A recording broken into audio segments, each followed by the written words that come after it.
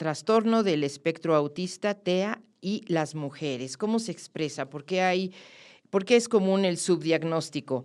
Vamos a saludar a Patricia Zabaleta Ramírez, psiquiatra, especialista en niños y adolescentes, investigadora del Hospital Psiquiátrico Infantil, doctor Juan N. Navarro. Gracias por estar con nosotros, doctora Patricia Zabaleta. ¿Cómo estás? Bienvenida. ¿Qué tal? Buenos días, Rita. Muchísimas gracias por la invitación. Y bueno, pues estamos listos para las preguntas y comentarios que tengan. Pues sí, son temas de los que tenemos más ideas en la cabeza y más mitos. Aquí en el testimonio de Elsie se decía, creen que va a ser una persona explosiva.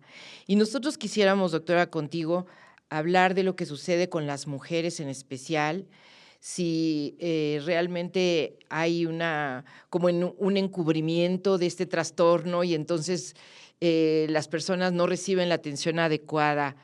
¿Cómo le entramos al tema? Cuéntanos tú, doctora.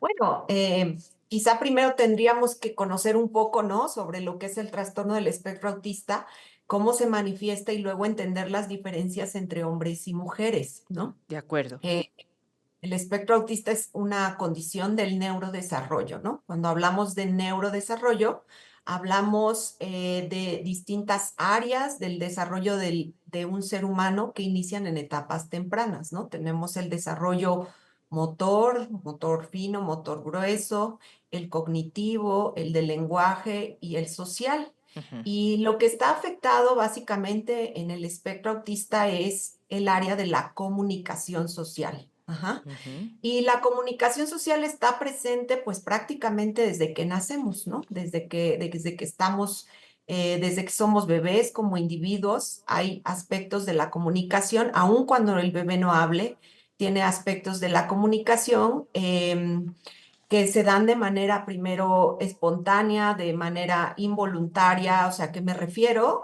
La comunicación inicialmente es para atender las necesidades del bebé, ¿no? Ustedes lo saben bien, por ejemplo, el llanto, ¿no? Es una manera de comunicar una necesidad, el balbuceo es una necesidad de comunicar una necesidad, el Ujú. señalamiento es una manera también de comunicar cuando el bebé quiere algo, el mostrar un objeto es una manera de también de tratar de involucrar a la otra persona en su juego, la sonrisa, el sonreír, el Ujú. mirar a los ojos, ¿no?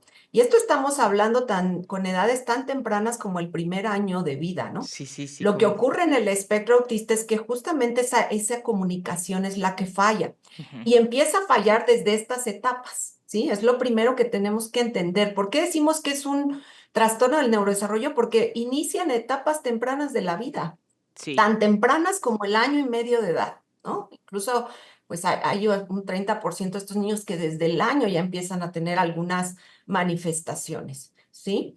Y estas manifestaciones, bueno, se van sumando otras manifestaciones a lo largo de la vida, ¿no? Por ejemplo, a los 2 años de edad, cuando esperaríamos que el niño ya empiece a tener palabras, más de 50 palabras a los 2 años de edad, e incluso ya debería estar elaborando algunas frases cortas, ¿no? Como quiero leche, dame agua, ¿no? ¿A dónde vas? ¿Dónde papá? ¿No? Ujú. Que también es una manera de comunicar. Muchas veces en el espectro autista, este desarrollo del lenguaje no se presenta en el tiempo esperado. De hecho, es uno de los motivos más frecuentes por los que consultan las familias con los pediatras, con el médico general. Oiga, mi hijo no está hablando, mi niña no está hablando, ¿no? Y bueno, pues más adelante, en términos de ya cuando 4 o 5 añitos de edad, pues ya se suman otras manifestaciones que ya son muy evidentes, ¿no? Si el niño no habla, definitivamente ya hay una preocupación ahí muy, muy intensa por la familia e incluso por el médico, ¿no? Algún niño que a los 4 años de edad no tiene lenguaje, pues ya detona una serie de búsqueda de causas, ¿no? De por qué este niño no está hablando. Eh, entonces, esto es en la etapa preescolar. Tú me dices si nos seguimos Sí. si le seguimos. Ok. Gracias, no, lo primero Entonces, que te agradezco, doctora, es la claridad con la que nos estás explicando lo que es este trastorno del espectro autista, ujú, ¿no? Y no, te venimos sí, siguiendo, pero si quieres, ok, simplemente, si eso ocurre tal como nos lo estás sí. tú describiendo, es muy difícil no darse cuenta. O sea, no es fácil que se encubra un trastorno así, ¿no? Pareciera, Rita, pareciera que no es difícil darse cuenta. Sin embargo, la evidencia lo que nos dice es que sí hay una demora en el diagnóstico, ¿no? Generalmente son los papás los que empiezan a notar o los que empiezan a tener estas preocupaciones relacionadas con el desarrollo del niño, sobre todo cuando ya son papás con más de un niño, ¿no? Cuando ya tuvieron un primer bebé, ¿no? Y el primer bebé es neurotípico, es muy frecuente pues que empiecen a notar que el segundo bebé va un poquito desfasado, ¿no? En relación al primer hermano. Pero siempre como papás pues les entra esto de no debo comparar, cada niño es diferente, cada niño lleva su tiempo y muchas veces también tiene que ver con que los papás también tuvieron algunas dificultades en etapas tempranas del desarrollo, o sea, es común que alguno de los Mm, papás haya tenido algún problema de lenguaje, ¿no? sí. Entonces, que las familias atribuyan también a que, pues como el papá fue lento para hablar, o como el tío o el abuelo fue lento para hablar, es posible que esto también esté pasando con mi hijo, ¿no? Entonces, esa es una de las razones por las cuales se demora la búsqueda de atención. Y la otra, pues es que también al llegar con el médico general o incluso, pues a veces con el pediatra, pues también que se asuma, ¿no? Se asuma que el niño más adelante, ¿no? Que tiene hasta los 5 años para ganar lenguaje, para adquirir el lenguaje. Se asume también que quizá el medio no está estimulando, ¿no? Estas conductas comunicativas, ¿no? Sin hacer una exploración mucho más profunda de lo que pudiera estar pasando con el niño. Los casos más leves, pues sí, en efecto, van a ser más difíciles de diagnosticar. El Mm. niño tendría que tener características o manifestaciones muy intensas, ¿no? Pues para que puedan notarse dentro del consultorio. Hay que tener en cuenta que en una consulta con el médico general, pues son 15, 30 minutos en lo que lo explora, lo revisa y se enfoca mucho a la exploración física, ¿no? Pero no a explorar esta parte de la comunicación social. Entonces, el hecho de ser una consulta tan breve, tan dirigida simplemente a la exploración física, pues hace que pase de lado Ujú. algunas de estas características. Y si los papás no las mencionan, pues van teniendo consultas de desarrollo de consultas de niño sano y pues se va pasando la oportunidad de hacer un diagnóstico. Ujú. Es parte Doctora Patricia de la demanda. Zabaleta, no, pues vamos a aprovechar tu presencia aquí en Mucho Más que Dos, ¿no? ¿Y es verdad este planteamiento de que las mujeres con autismo suelen tener síntomas más sutiles? Ujú. Ok, sí, sí, es verdad. Esto es lo que Primero, en general se sabe que el espectro autista es más común en hombres que en mujeres, en Ujú. niños que en niñas. En general, los problemas del neurodesarrollo se dan más en hombres, ¿sí? Los Sí. problemas de lenguaje, los problemas motores, los problemas de aprendizaje. Es como un común denominador. Son más frecuentes en los varones que en las mujeres. Ujú. Ujú, La ujú. relación en el autismo es por cada mujer afectada hay 4 varones afectados, o sea, la relación es 4-1, ¿sí? Sí. Entonces, todas las descripciones clínicas o la mayoría de las descripciones clínicas que se han realizado en el espectro autista han sido en base a la observación de los niños, de los varones. En general ha Mm, sido un trastorno cuyas descripciones clínicas se han hecho más en varones que en niñas. sí. Ajá. Y sin embargo, estas características que te estoy comentando sí están presentes en ambos, ¿sí? Todavía nos falta hablar de la parte B del espectro autista, que es la conducta repetitiva y los intereses restringidos. Si quieres, antes de pasar a hablar de las diferencias, tenemos que hablar de este dominio, ¿no? Afectado. La primera es la comunicación social, que lo dijimos, Sí. y la segunda es algo que se llama conducta repetitiva e intereses restringidos, ¿no? ¿A qué se refiere la conducta repetitiva? Bueno, en etapas tempranas, como en el preescolar, la conducta repetitiva la vamos a ver reflejada en los patrones de juego. ¿Sí? Los patrones de juego, regularmente otra vez ubiquen un niño de 2, de 3 años de edad, ustedes le dan un carrito y entonces empuja el carrito y le dan un avioncito y hace como que vuela el avioncito, le dan una muñeca y entonces lo que hace el niño es empezar, o la niña empezar a darle de comer a la muñeca. Ajá. ¿Qué es Sí. lo que pasa en el espectro autista? Que este juego este juego, en lugar de hacerse como lo esperado, ¿no? El uso del juguete para el propósito para el que fue diseñado, Sí. no se da. En lugar de jugar a empujar al carrito, a subir el muñequito en el carrito, lo que ocurre con estos niños es que tienden a alinear, ¿no? Agarran los carritos y los ponen unos detrás de otros, ¿no? A lo mejor las figuras de acción, el Superman, el Spider-Man, ¿no? En lugar de jugar a hacer una historia, a pelear, a discutir entre ellos, a salvar al mundo, ¿no? Lo que ocurre es que alinean, ¿no? Los juguetes, los pueden clasificar por tamaños, por colores, si tienen trenes. Muchas veces lo que pasan es que pasan mucho tiempo mirando los trenes, ¿no? Cómo giran, es su juego favorito y pueden estar ahí horas, ¿no? Incluso, bueno, en el caso de las mujeres, ¿no? Por ejemplo, si tienen muñecas, en lugar de jugar a la muñeca, arrullarla, darle de comer, ¿no? A dormirla, ¿no? Puede ser que tomen las muñecas igual, las alineen, ¿no? O que estén muy interesadas en ver partes de las muñecas, ¿no? Que en lugar de jugar a darles de comer, se fijen en los ojitos de las muñecas, les muevan las pestañas, tomen los piecitos y estén observando partes de los piecitos. Entonces, este es un juego que se llama repetitivo y estereotipado. Ya. Estereotipado porque siempre se da de la misma manera, siempre. O sea, no hay una variación en el juego, siempre Sí. ocurre de manera similar. Y más que hacer un juego de imaginar, es un juego como de ordenar, como de organizar. Ajá. Sí, sí, sí. Entonces, y como te comentaba, estas descripciones clínicas inicialmente fueron en niños. ¿En qué están más interesados los niños? Pues en cochecitos, en avioncitos, ¿no? Muchas veces en estos juguetes que tienen que ver con la construcción, ¿no? Sí. Martillos, En cambio, en las niñas, pues las niñas tienen otro tipo de juego, ¿no? Más hacia las muñecas, los ponis. Y muchas veces estos intereses que tienen las niñas pueden verse como, pues, no raros, ¿no? O sea, normales, ¿no? O sea, tener varias muñecas, a lo mejor no las alimenta, pero pues las ordena, pero bueno, pues tiene muñecas y pide muñecas, Sí. ¿no? O por ejemplo, ¿qué otro? Ah, lo de los ponis, ¿no? A lo mejor los ponis lo vemos normal, que tenga 40, 60 ponis, ¿no? Pero lo que está cualitativamente atípico, pues es que en lugar de jugar con el pony, ponga todos los ponis en fila, ¿no?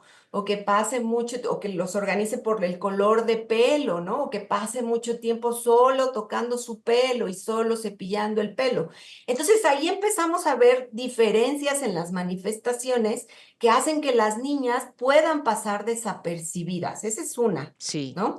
La otra es que en el caso de las niñas, aun cuando estén dentro del espectro autista, llegan a tener conductas que confunden al clínico, ¿no? Sí llega a haber niñas que toman la muñeca y sí toman el biberón y le ponen el biberón a la muñeca. Ajá.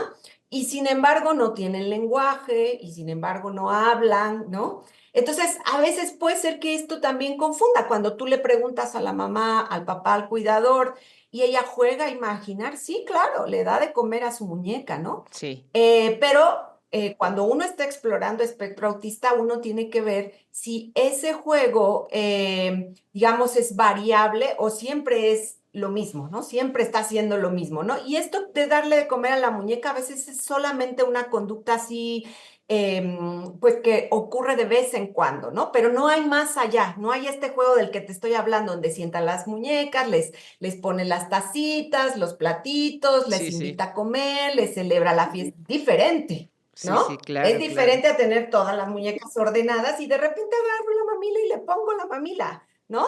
Pero no, pero confunde al clínico, ¿no? De pronto dice, ah, no, pues sí tiene juego simbólico, ¿no? La otra cosa es que en el caso de las niñas, lo que se ha visto es que hay dos presentaciones clínicas. Las niñas están más hacia los extremos, ¿sí? Para que una niña sea diagnosticada en el preescolar, cuando una niña fue diagnosticada en el preescolar, más bien, lo que nos han dicho los estudios es que esta niña generalmente está más grave, ¿sí? Está muy grave. Una niña que fue diagnosticada antes de los 5 años de edad viene muy grave. ¿Y a qué me refiero con gravedad? Generalmente viene acompañada de otros problemas médicos, ¿sí? Uno Mm. es la presencia de epilepsia. Ujú. Dos, la presencia de discapacidad intelectual, ¿sí? La capacidad cognitiva está muy baja, la capacidad para aprender está muy baja. Y tres, puede ser que tenga algún síndrome genético asociado. Ajá. Entonces, niña que fue diagnosticada muy temprano, generalmente viene muy grave.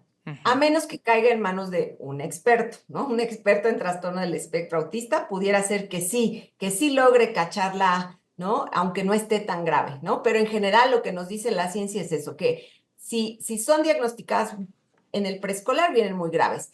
Y el otro extremo es que están leves, ¿no? O sea, que las presentaciones son leves. Sí, Entonces, una niña que desarrolló lenguaje, es una niña que habla, es una niña que de pronto te mira a los ojos, ¿no? Y que la conducta repetitiva no es tan intensa o no es tan atípica, ¿no? No es rara, ¿no? sí. Que era lo que te decía hace un rato. Al no ser tan rara, pues pasan desapercibidas y generalmente son diagnosticadas con otras cosas, ¿no? Antes de decir, está en el espectro autista.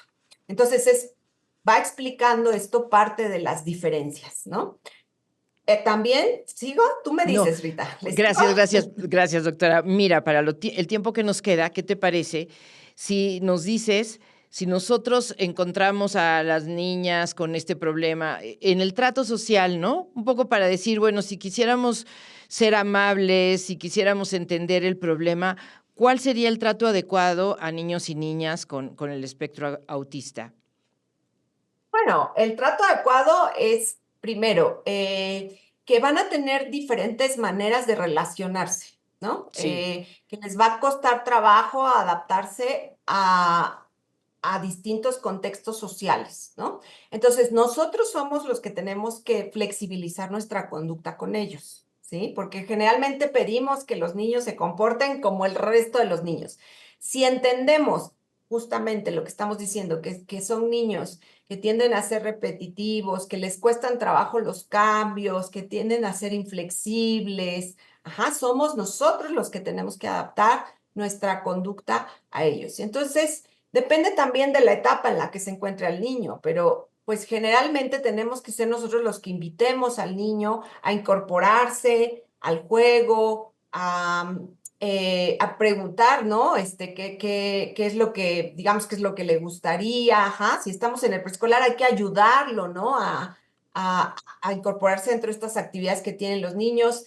En la escuela, ya cuando están en la primaria, por ejemplo, pues es útil, ¿no? Que los amiguitos que ya son mayores y que entienden un poco más lo que puede estar ocurriendo, que sean los propios amigos quienes intenten, ¿no? También llamar al niño y tratar de que se incorpore a las actividades que está realizando y que entendamos también que a veces los cambios, ¿no? También depende de la severidad del espectro autista, ¿no? Pero que a veces los cambios pueden detonar justamente estos episodios de ansiedad, de angustia, de irritabilidad o de enojo, ¿no? sí. Y no hay que tomarlo personal, ¿no?